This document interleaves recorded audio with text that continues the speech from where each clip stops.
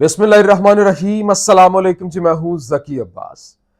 नाज़रीन, बढ़के मारी जा रही थी, सुप्रीम कोर्ट पर हल्ला बोलने की तैयारी मुकम्मल कर ली गई थी और हमले के लिए डंडा बरदार फोर्स जो है वो भी इस्लामाबाद पहुंचना शुरू हो चुकी थी। वो लेटर आपको याद है ना, जो जेयूई की जानिब से 6 निकात के ऊपर मबनी वो लेटर जारी किया गया कि ये चीजें अपने साथ लेकर आए, चार्जर, लक्स साबुन, ये वो बला बला बला।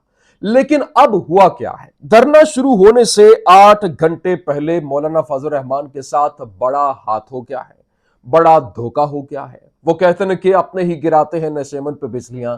तो अब इनको बाकायदा तौर पर सीढ़ी पर चढ़ाकर सीढ़ी नीचे से खींच ली गई है। ये किसने खींची है? कैसे ये धरना जो है वो मनसूख हुआ है? और चीफ जस्टिस उमर अता बंदयाल ने रातों रात बड़ी गेम डाल दी है।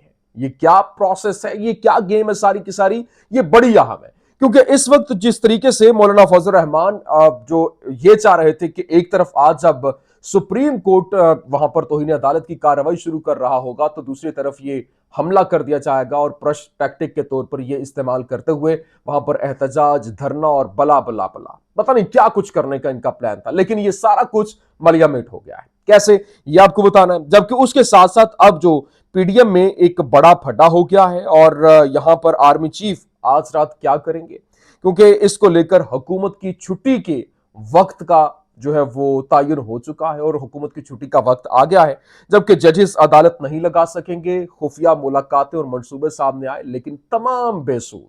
कैसे, ये भी आपके सामने रखना। और सुप्रीम कोर्ट पर हमले की प्लानिंग तो मुकम्मल कर ली गई, लेकिन उसके अंदर एक बड़ा लूप होल सामने आया जिसको चीफ जस्टिस ने पिछाड़ के रख दिया। और आखिर में जो सबसे अहम तरीन खबर है, क्योंकि एक अहम तरीन जर्नैल का कोर्ट मार्शल के हवाले से कार्रवाई शुरू हो गई है, इस हवाले से एक बड़ा दावा सामने है। ये किसकी जानिब से, तमाम तर डिटेल्स वन बाय वन आपके सामने रखते हैं। अच्छा नाज़रीन, अभी सबसे पहले मैं आपको बता दूं, जिस तरह से मैंने आपको बताया कि मौलाना फजल रहमान, दोपहर को भी मैंने व्लॉग किया, मैंने आपको बताया था कि हुकूमत की जानिब से इजाजत दे दी गई इनको जलसे के लिए। इन्होंने, देखें, बड़ी बारीक बीनी के साथ गेम की गई।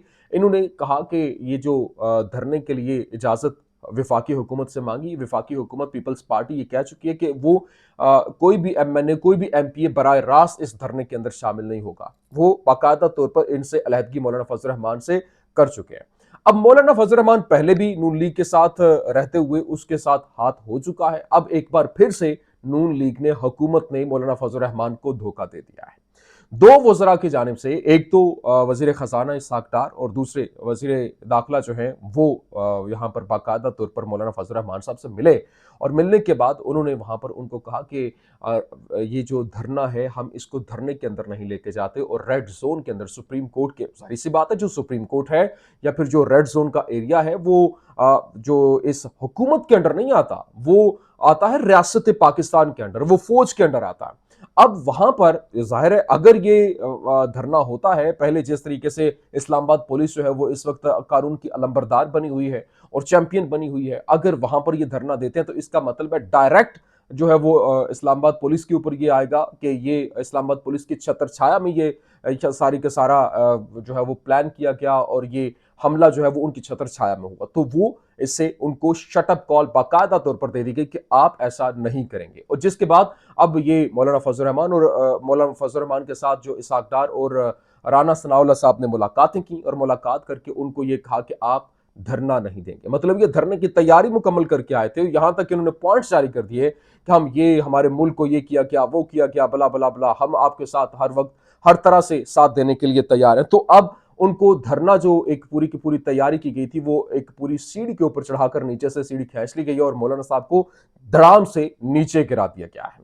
तो ये इनके साथ एक बड़ा धोखा हुआ और धरना मनसूख होता दिखाई दे रहा है, क्योंकि चीफ जस्टिस जो हैं उन्होंने, जाहिर सी बात है, तमाम तर कार्रवाई मुकम्मल हो चुकी है और वो जो इसको लेकर अकाइयां होती हैं वो भी इकट्ठी हो चुकी हैं। कल तौहीन अदालत की कार्रवाई होनी है, जिसमें एक तो वज़ीर आज़म और 4 वज़रा जो हैं वो आपको नाअहल होते भी दिखाई देंगे, क्योंकि वज़ीर आज़म शहबाज शरीफ साहब के साथ साथ जो वज़ीर ख़जाना इसहाक डार हैं, वज़ीर दाखिला हैं, वज़ीर दिफ़ा हैं और वजीर कानून है। ये 4 लोग वो हैं जो कि कंफर्म इनके ऊपर तौहीन अदालत लगनी है।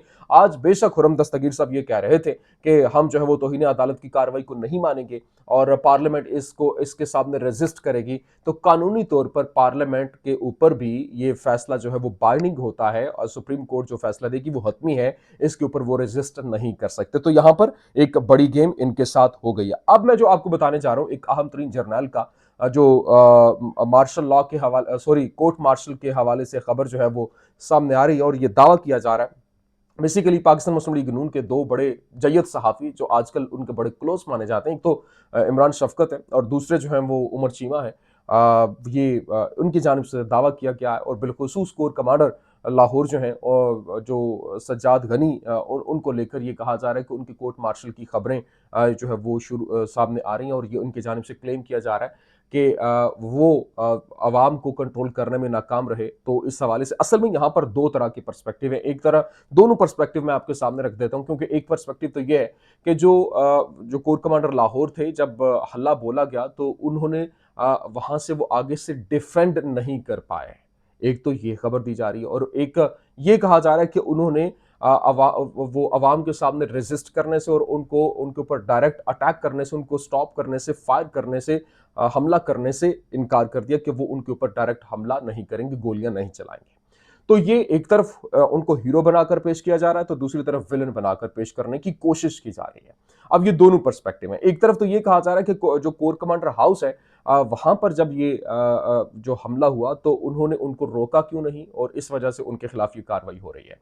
दूसरी जानिब जो अहम तरीन चीज है वो बिलखसूस उन्होंने कहा जा रहा है, देखें जो इमरान खान है उन्होंने ये बात बड़ी खूबसूरत तरीके से की थी। उन्होंने कहा कि जब मेरे ऊपर मुझे गोली लगी थी उस वक्त किसी ने कोर कमांडर के ऊपर कोर कमांडर हाउस पर हमला नहीं किया और ये पाकिस्तान मुस्लिम लीग नून हो या फिर दीगर जमातें हों ये एक प्रोपिगेशन तो कर रहे हैं कि ये सारी का सारा पाकिस्तान तरीके इंसाफ ने किया। तो इमरान खान का बड़ा लॉजिकल ये एक पॉइंट है। उन्होंने कहा कि उस वक्त मेरे ऊपर जब ये गोली लगी उस वक्त लोग कोर कमांडर हाउस की तरफ नहीं गए, तो अब तो सिर्फ मुझे गिरफ्तार किया गया तो अब क्यों चले गए। इसका मतलब है कोई और लोग थे, कोई शरपसंद अनासिर थे जिनको यूज किया गया और वहां पर जब वो अंदर दाखिल हुए तो उनको रोका क्यों नहीं गया, उनको किसने नहीं रोका। और वहां पर इतनी जारी सी बात है फोर्सेज है उनको जरा वो पुश बैक तो कर सकते थे।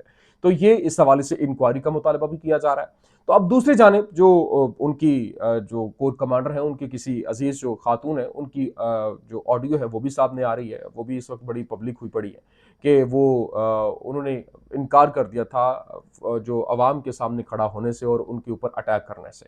तो ये एक उनको एक सॉफ्ट कॉर्नर के तौर पर जारी सी बात है। जब देखें एक अलामती तौर पर भी अगर कोर कमांडर हाउस के सामने आप एहतजाज करते हैं तो वो बहुत बड़ा एहतजाज काउंट होता है। अंदर घुस जाना ये नाकाबिल कबूल है, इसकी जितनी मजम्मत की जाए वो कम है। तो ये इस वक्त ये एक पूरे का पूरा पर्सपेक्टिव है जो कि सामने आ रहा है। दूसरी जानिब जो सदर पाकिस्तान है डॉक्टर आरिफ अलवी वो इस वक्त भरपूर एक्टिव है और जो आर्मी चीफ के साथ इशाइये की या एक खाने का दावत का एहतमाम किया जा रहा है और इस मुलाकात के दौरान इमरान खान और उनके दरमियान जो एक खलीज पैदा हुई है उसको कम करने के लिए एक मेजर रोल अदा करने की खबरें जो हैं वो भी सुनाई दे रही हैं। अब लेट्स सी क्योंकि पिछले चंद दिनों से जो बर्फ पिघली थी वो दोबारा से सर्द मोहरी का शिकार हो गए हैं मामला। अब दोबारा से जो सदर पाकिस्तान है वो अपना किरदार अदा करते दिखाई दे रहे हैं। ये कुछ अहम तरीन अपडेट्स थी। उम्मीद करते हैं वीडियो आपको पसंद आई होगी। पसंद आने की सूरत में लाइक कीजिए, शेयर कीजिए और हमारे चैनल को सब्सक्राइब करना मत भूलिएगा। पाकिस्तान जिंदाबाद।